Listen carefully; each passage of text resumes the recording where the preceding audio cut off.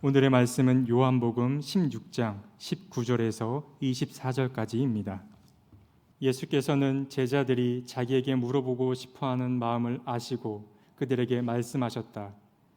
내가 조금 있으면 너희가 나를 보지 못하게 되고 또 조금 있으면 나를 볼 것이다 한 말을 가지고 서로 의논하고 있느냐. 내가 진정으로 너희에게 말한다. 너희는 울며 애통하겠으나 세상은 기뻐할 것이다. 그러나 너희가 근심에 쌓여도 그 근심이 기쁨으로 변할 것이다. 여자가 해산할 때에는 근심에 잠긴다. 진통할 때가 왔기 때문이다. 그러나 아이를 낳으면 사람이 세상에 태어났다는 기쁨 때문에 그 고통을 더 이상 기억하지 않는다. 이와 같이 지금 너희가 근심에 쌓여 있지만 내가 다시 너희를 볼 때에는 너희의 마음이 기쁠 것이며 그 기쁨을 너희에게서 빼앗을 사람이 없을 것이다. 그 날에는 너희가 나에게 아무것도 묻지 않을 것이다. 내가 진정으로 너희에게 말한다. 너희가 아버지께 구하는 것은 무엇이나 아버지께서 내 이름으로 주실 것이다. 지금까지는 너희가 아무것도 내 이름으로 구하지 않았다. 구하여라. 그러면 받을 것이다. 그래서 너희의 기쁨이 넘치게 될 것이다. 이는 하나님의 말씀입니다. 하나님 감사합니다. 네, 주님의 은총과 평화가 예배의 자리에 참여한 모든 분들과 함께 하시기를 빕니다. 또 환난 가운데 있는 사람들을 위로하시고 또 넘어진 자리를 딛고 일어나 다시 시작하게 하시는 우리 하나님의 크신 은총이 교회 여러분의 삶 가운데 함께 하시기를 빕니다. 우수에서 경칩을 향해 가는 길목에서 나무들이 조금씩 생기를 띠고 있습니다. 저는 버드나무에 생기가 돌아오는 그때가 되면 그 나무를 바라보는 기쁨을 언제나 봄에 제가 누리는 가장 즐거운 일 가운데 하나로 그렇게 누리고 있습니다. 버드나무 전체가 연녹색으로 이렇게 변해가는 모습을 바라보면 왠지 모를 내적 생기가 내 속에 감도는 것처럼 느껴지기 때문입니다. 땅바닥에 엎드려 겨울을 낳았던 로제트 식물들도 몸을 일으켜 봄볕을 받아들이고 있습니다. 이래저래 어려운 일들이 많긴 하지만 삶은 이렇게 지속되는 법입니다. 우리 속에도 이런 하늘의 생기가 깃들여서 무너졌던 우리의 몸과 마음 일으켜 세울 수 있으면 참 좋겠습니다. 엊그저께부터 우리나라에서도 코로나19 백신 접종이 시작되었습니다. 안전성 문제를 두고 설왕설래하는 사람들이 있었습니다만 그 속사정을 매우 잘 알고 있는 분 이야기를 듣다 보니 생각보다 백신의 효능이 아주 좋고 부작용도 거의 나타나지 않으니 안심해도 된다는 이야기를 들었습니다.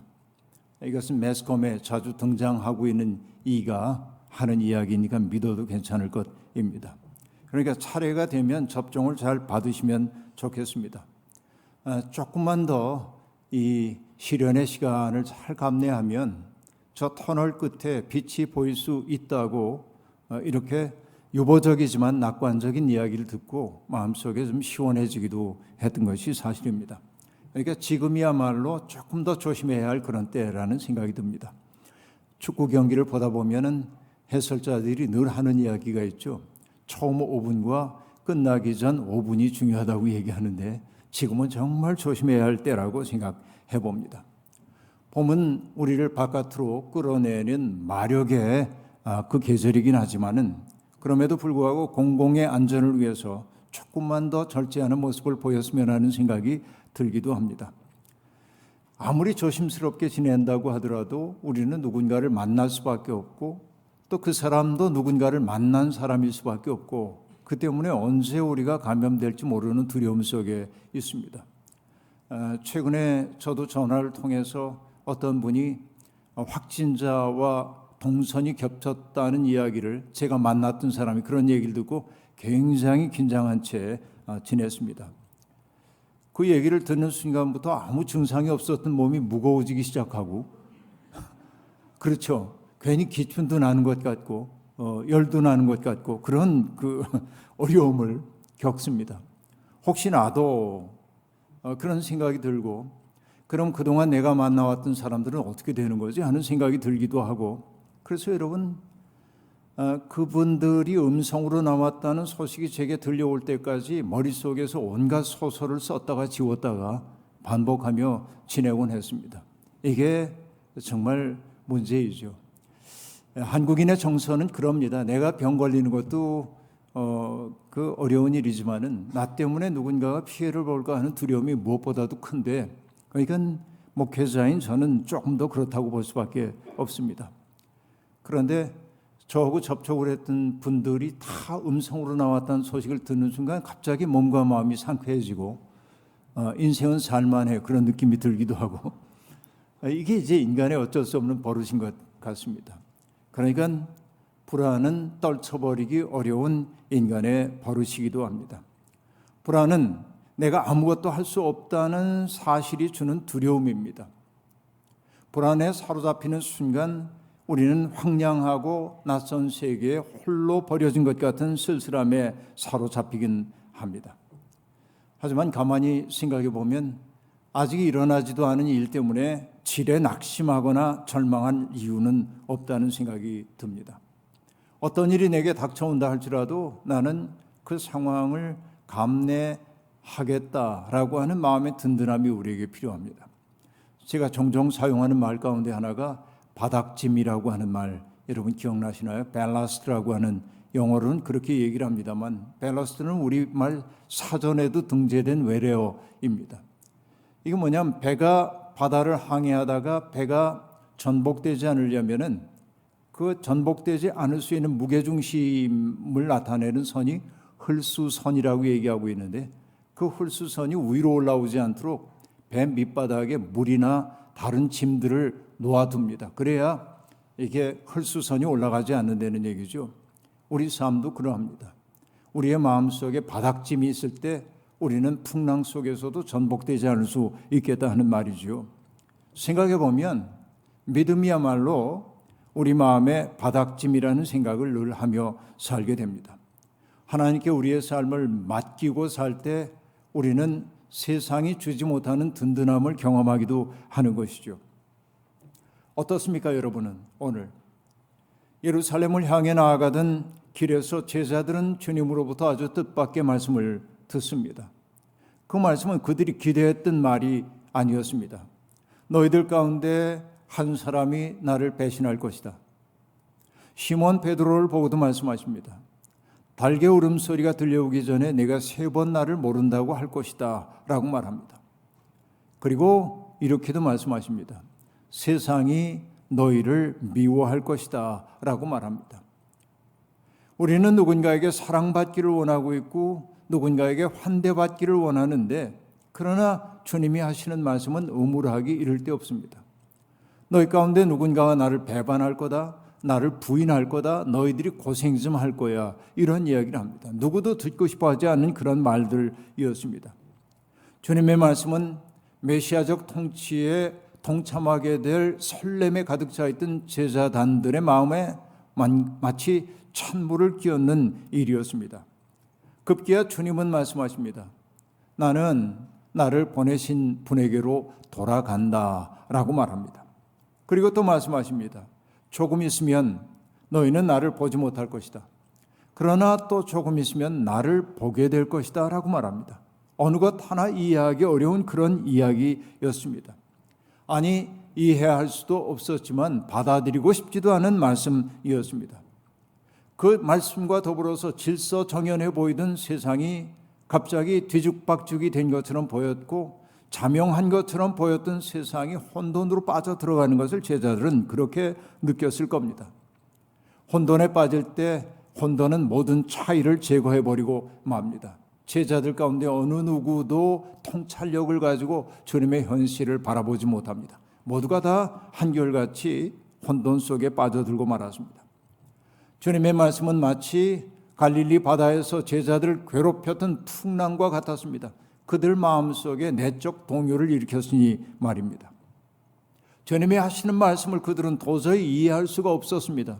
왜냐하면 이해란 경험을 전제로 하는 것이기 때문에 그렇습니다. 내가 경험해 보지 못한 것은 이해할 수 없습니다. 이게 인간의 한계입니다.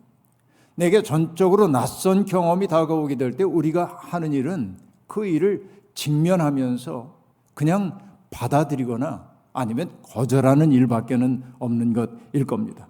그렇죠. 바로 이런 것입니다. 종교 체험을 떠올려 보십시오. 종교 체험이라고 하는 것은 내가 한 번도 겪어보지 못한 어떤 현실을 마주치는 것이라고 얘기할 수 있습니다. 종교 체험은 우리의 일상적인 삶의 균열을 일으킵니다. 내가 든든하게 서 있었다고 생각했던 그 터전이 흔들리는 경험을 하도록 만들기도 한다는 얘기입니다. 그래서 종교 체험을 가리켜 어떤 사람은 돌파라고 얘기해요. 돌파의 경험, breakthrough라고 얘기하죠. breakthrough라고 하는 그 말, 뭔가가 깨뜨려지고 그것을 꿰뚫는 어떤 경험들을 하게 된단 말이죠. 종교 체험은 내가 이전과 같은 사람이 되지 못하도록 만들기도 합니다. 합리적이라고 생각했던 나의 이해로는 도저히 받아들일 수 없는 현실이 내게 불쑥 다가온 것이지요. 그렇습니다. 종교학자인 루돌프 오토라고 하는 사람은 그래서 성스러움 앞에 선 인간에게 나타나는 두 가지 반응을 얘기하고 있습니다. 그것은 뭐냐? 신비한 두려움과 매혹, 그렇게 말합니다. Mysterium tremendum et fascinans, 라틴어로 그렇게 되어 있는데요. 신비한 두려움과 매혹, 그 속에 있게 된다 하는 얘기입니다. 호렙산 떨기나무 불꽃 앞에 엎드렸던 모세의 마음을 생각해 보십시오. 신비한 두려움이 그를 사로잡았을 겁니다. 그러나 그로부터 물러나고 싶지 않다는 매혹감이 또한 그를 사로잡았을 것입니다. 고기잡이 이적을 경험했던 시몬 베드로의 경험 또한 마찬가지입니다. 그는 주님 앞에 나와 무릎을 꿇고 주님께 말합니다. 주님, 나를 떠나소서, 나는 죄인입니다. 떠나라고 얘기하지만은 그러나 마음속에 있는 것은 뭐냐면 떠나지 마소서라고 하는 말이었을 겁니다. 신비한 두려움과 매혹의 감정이 동시에 찾아오는 것이지요. 제자들은 이제는 한 번도 예상해 보지 못한 낯선 두려움 앞에 서게 되었습니다. 조금 있으면 주님을 볼 수 없고 또 조금 있으면 주님을 다시 볼 것이라고 하는 수수께끼 같은 그 말씀 때문에 혼돈에 그들은 빠져들었습니다. 그런데 주님은 거기에다 또 다른 수수께끼 같은 말씀을 던지십니다. 내가 진정으로 너희에게 말한다. 너희는 울며 애통하겠으나 세상은 기뻐할 것이다. 그러나 너희가 근심에 쌓여도 그 근심이 기쁨으로 변할 것이다 라고 말합니다. 우리는 주님이 어떤 뜻으로 이 말씀을 하셨는지 알고 있습니다. 주님은 십자가 처형당하시겠지만은 사흘 만에 부활하셨음을 우리가 알고 있기 때문에 그렇습니다. 그러나 아직은 그 현실을 경험한 적이 없는 제자들에게 그 말씀은 수수께끼에 불과했습니다. 머지않은 장래에 닥쳐올 스승의 십자가 처형은 아마 제자들의 마음을 산산조각 냈을 겁니다. 두 가지 의미에서 그들은 그 사건을 애통하며 받아들였을 겁니다. 첫째, 그들의 애통은 무엇 때문에 빚어졌을까요? 예수와 더불어 꿈꾸고 있었던 메시아적 통치가 물 건너간 것처럼 느끼기 때문에 그렇습니다. 하나님의 뜻이 통치하는 세상을 열고 싶었던 그들의 가슴 벅찬 꿈이 현실의 장벽에 부딪혀 무너지는 것 같은 느낌 때문에 그들은 애통할 수밖에 없었을 겁니다. 이것이 첫 번째입니다. 그러나 그들이 애통할 수밖에 없었던 내적인 그 동인이 또 하나 있습니다. 그런대로 자기는 괜찮은 사람이라고 생각했겠죠. 남들과는 달리 줏대도 있다고 생각했겠죠. 그러나 고통이 그들에게 찾아왔을 때 그들은 자신들이 얼마나 허약한 존재인지, 얼마나 두려움 앞에 취약한 존재인지를 깨달았죠. 베드로도 그러했습니다.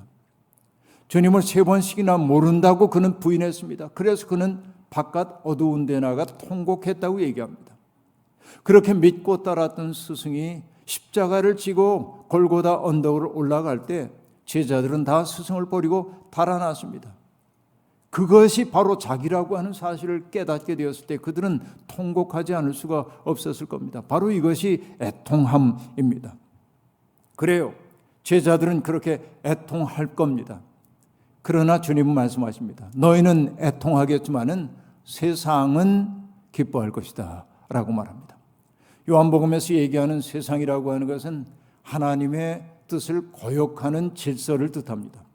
그러니까 그것은 로마 제국일 수도 있지만은 가장 하나님에 대해서 잘 알고 있다고 생각하면서 오히려 하나님의 뜻을 거스리고 있었던 성전 체제를 구성하고 있었던 사람들, 자기들의 이익을 위해 누군가를 죽음으로 내모는 일에 서슴없었던 그 사람들이야말로 세상이라고 말할 수 있었는데, 그들은 예수님을 십자가에 넘겨준 후에 자기들의 뜻이 이루어졌다고 축배를 들었을는지도 모르겠습니다. 그렇죠. 그들은 기뻐했겠죠. 그것이 여러분 어떻습니까? 하나님의 뜻을 거스리며 살면서 자기들 체제에 균열을 일으키는 예수를 제거한 자들의 기쁨이었을 겁니다. 그러나 여러분, 그들은 정말 어리석은 사람들에 불과합니다. 그들은 자기들의 계획이 이루어졌다고 기뻐합니다. 그러나 그들은 가장 경건하다고 말하면서도 그들의 인생관 속에 하나님이 계시지 않다는 데 문제가 있어요. 하나님을 염두에 두지 않았다는 데 문제가 있습니다. 우리는 분명히 압니다. 하나님의 어리석은 것이 인간의 지혜보다 낫다는 사실을 말입니다.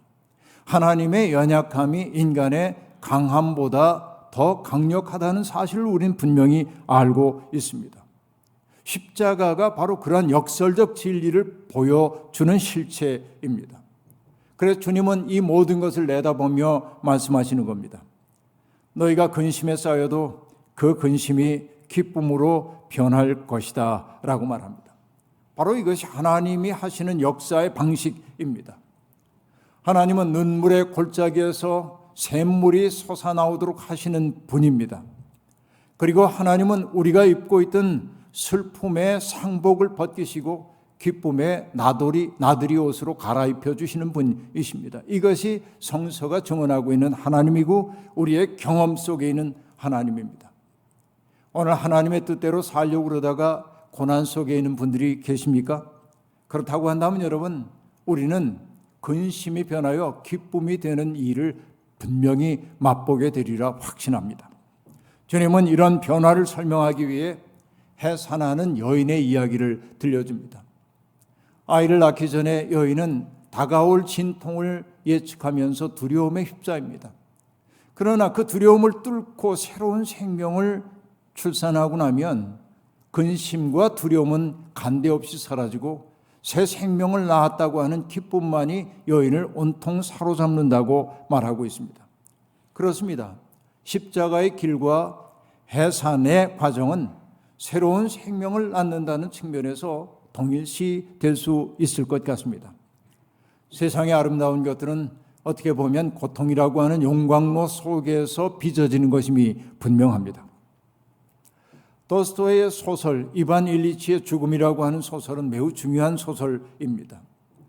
이반 일리치는 아주 유능한 판사였습니다. 예의 바르고 친절하고 그리고 명랑하고 유머 감각도 있어서 모든 사람들에게 존중을 받던 그런 사람입니다. 그 때문인지 좋은 아내를 만나 행복한 결혼 생활을 하기 시작합니다. 그런데 아내가 임신하면서 모든 상황이 바뀌기 시작합니다. 아내가 짜증을 부리는 일이 많아지기 시작했고 그 짜증 성화를 견뎌낼 수가 없어서 이반 일리치는 집에 머무는 시간보다는 일을 핑계대고 바깥에 머무는 시간들이 많아집니다. 그럴수록 아내의 질투는 커졌습니다. 부부 사이에 불화가 깊어졌어요. 새로운 생명이 잉태되었는데도 불구하고 그것이 기쁨이 아니라 불화가 되었던 것입니다. 그러던 어느 날 이반 일리치는 자신이 불치병에 걸렸다는 사실을 알게 됩니다. 부당하다는 생각이 들었습니다. 나처럼 선하게 살고 있는 사람이 남들을 그렇게 배려하며 살고 있는 사람에게 왜 이런 불치병이 다가왔는지, 내가 왜 이렇게 일찍 죽어야 하는지 그는 이해할 수가 없었습니다. 그 죽음의 의미를 아무리 생각해봐도 아무 의미도 없는 것처럼 느껴졌습니다. 혼돈 그 자체였습니다. 죽음의 공포가 커질수록 자기의 그런 사정과 상관없이 즐겁게 살고 있는 사람들에 대한 질투의 마음도 점점 커지기 시작했습니다. 그러다가 그는 문득 자기의 삶을 성찰하기 시작합니다. 공직자로 살아왔던 자기, 사람들에게 근사하게 보이기 위해 자기가 쓰고 있었던 가면 같은 것들이 떠오릅니다.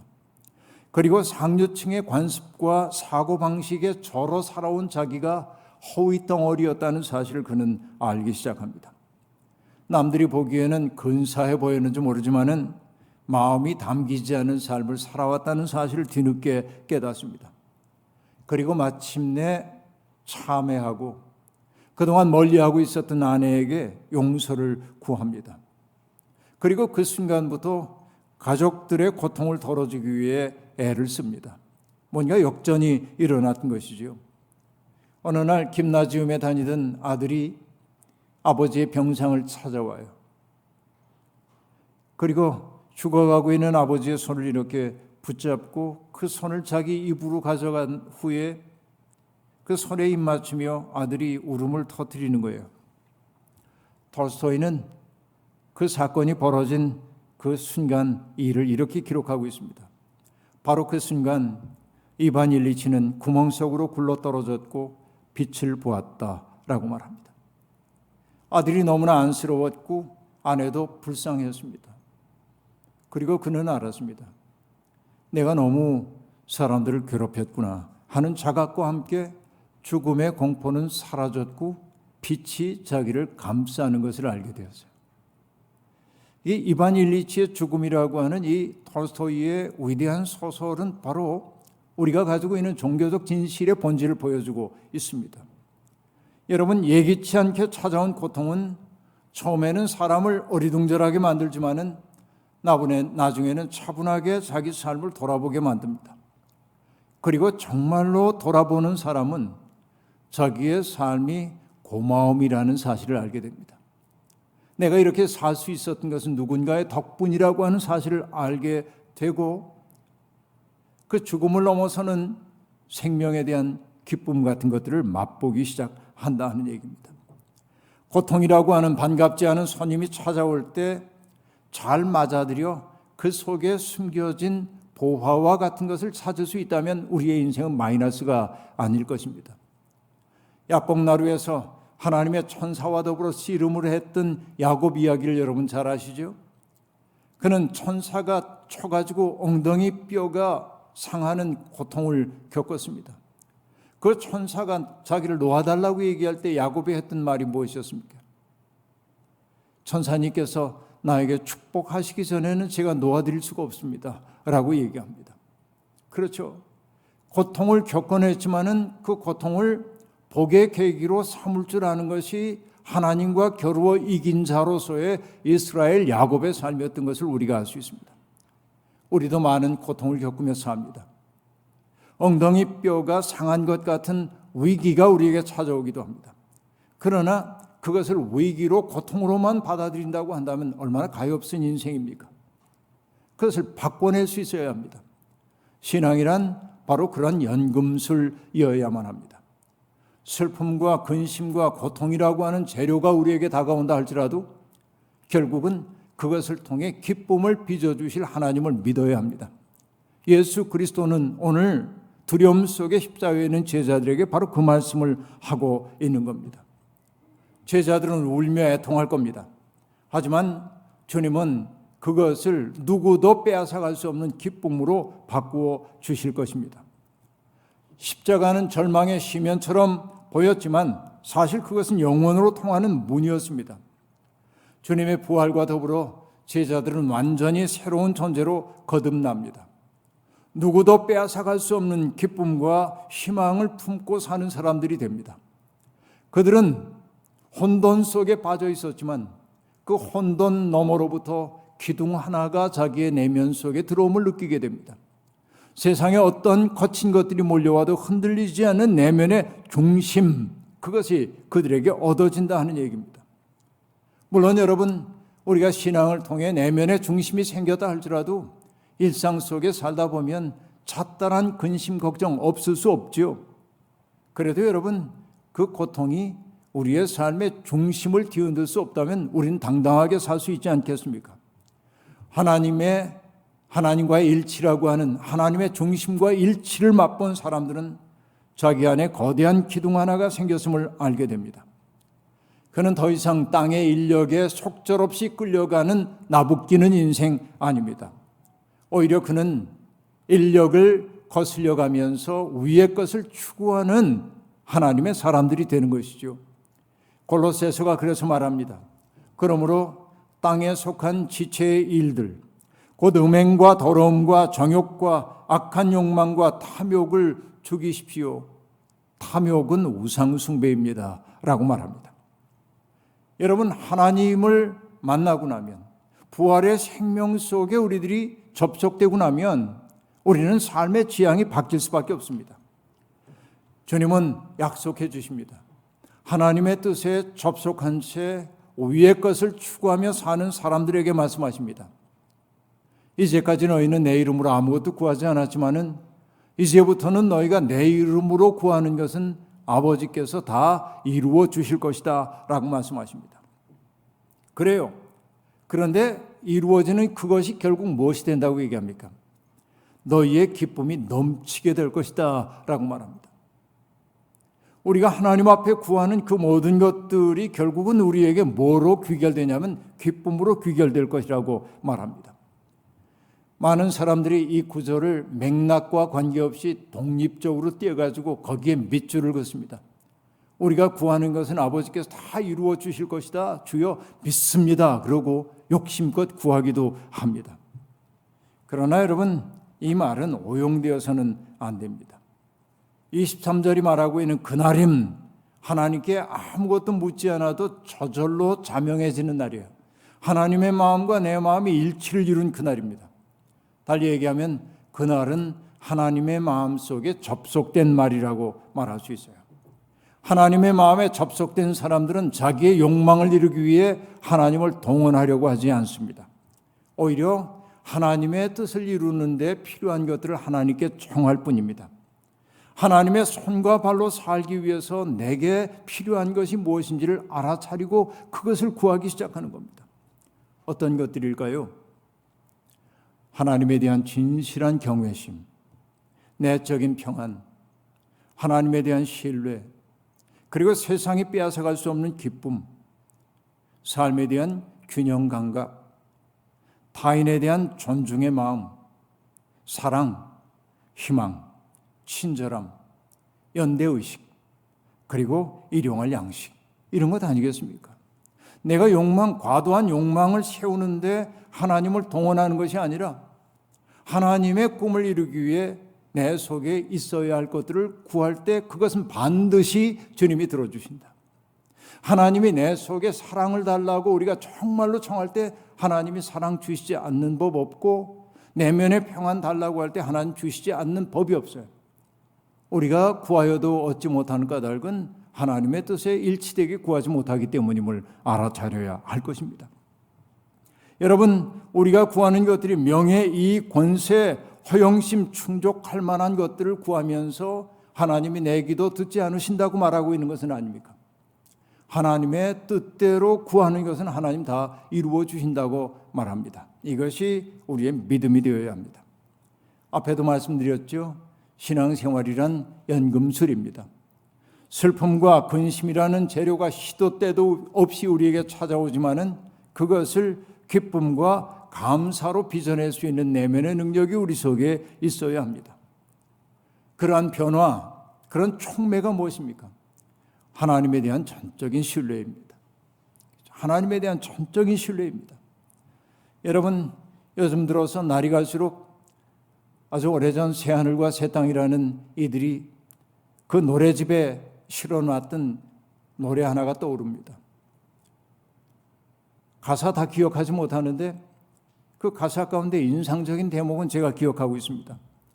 슬픔의 파도에 떠밀려도 기쁨의 해안에 닷 내릴 수 있도록, 절망의 벼랑에 떨어져도 희망의 빗줄기 잡을 수 있기를, 그렇게 노래하고 있습니다. 절망의 슬픔의 파도에 떠밀려도 기쁨의 해안에 닻을 내릴 수 있는 사람, 절망의 벼랑에서 떨어져도 희망의 빗줄기를 붙잡을 수 있는 사람, 바로 이것이 믿음의 사람들 아니겠습니까?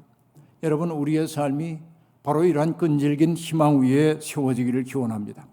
근심과 고통을 기쁨으로 바꿔주실 주님을 신뢰하며 성실하게 사십시오. 누군가의 설당이 되어주기 위해 작은 마음을 내기 시작하십시오. 오늘부터 내 곁에 있는 사람들에게 조금은 더 친절하게 지내십시오. 그의 필요에 응답하는 사람들이 되십시오. 그의 슬픔 속에 들어가 그 슬픔을 기쁨으로 바꿔주라는 주님의 명령을 받았으니 우리가 바로 그런 삶을 통해 하나님께 영광 돌릴 수 있기를 주의 이름으로 축원합니다. 아멘. 주신 말씀 기억하며 거듭의 기도 드리겠습니다. 하나님, 삶이 참 신비합니다. 행복을 꿈꾸지만 행복이 아닌 슬픔이 우리를 찾아와 우리를 확고하게 사로잡기도 합니다. 맑은 날을 원하지만은 먹장 구름이 몰려와 우리의 발걸음을 지체케 하는 때도 있습니다. 그러나 그 먹장 구름 너머에도 햇살이 찬연하게 비춰들고 있음을 느낄 때마다 우린 구름 너머의 세상을 바라보며 희망을 품게 됩니다. 때때로 원하지 않는 일들이 우리에게 찾아와 우리를 불편하게 만들기도 하지만 그 근심과 걱정에 사로잡힌 사람들 되지 말게 도와주시고 근심 너머에서 우리에게 다가오는 하나님의 복의 계기를 바라볼 줄 아는 눈 밝은 사람들이 되어 이 땅에 살아가게 도와주옵소서. 오늘 사랑하는 교우들, 저들이 어떤 염려와 근심 속에 있다 할지라도 염려와 근심을 기쁨으로 바꿔주실 주님을 내다보며 오늘도 내일도 희망을 가슴에 품고 살게 도와주옵소서. 예수님의 이름으로 기도하옵나이다. 아멘.